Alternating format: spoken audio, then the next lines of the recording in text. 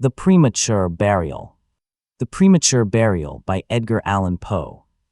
To be buried while still alive is certainly the worst fate that a human being can imagine, yet it has happened. The boundary between life and death is shadowy and vague. Over the years, there have been many strange stories of the premature burials of living people. In each case, the person appeared to be dead, but it was discovered, often tragically too late, that the person was in fact still alive. One remarkable story recently occurred in the city of Baltimore. The wife of a respected lawyer contracted a sudden, mysterious disease. No doctor could offer a diagnosis, and after intense suffering, she died. She looked like any other corpse and had no pulse, so she was pronounced dead. The funeral was held quickly to prevent the body from decaying. After the funeral, the woman's coffin was placed in her family tombs, where it lay undisturbed for 3 years. Then there was another death in the family. When the iron doors of the tomb were opened, the woman's skeleton fell into her shocked husband's arms. After close inspection, her family came to the horrifying conclusion that she had not really been dead at the time of burial. They believed that she had woken up shortly after her burial and had tried to escape, which caused her coffin to fall and break open.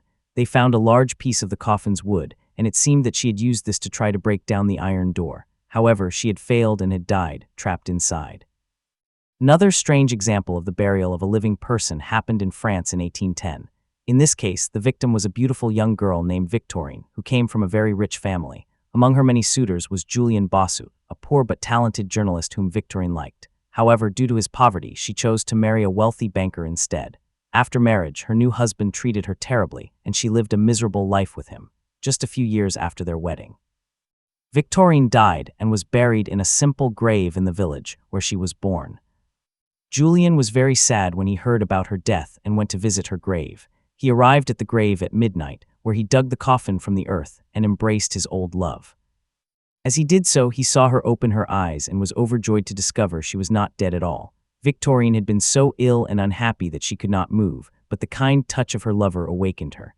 Julien carried her to his home, where he secretly nursed her back to health. So that she would not have to return to her husband, the young couple fled the country together.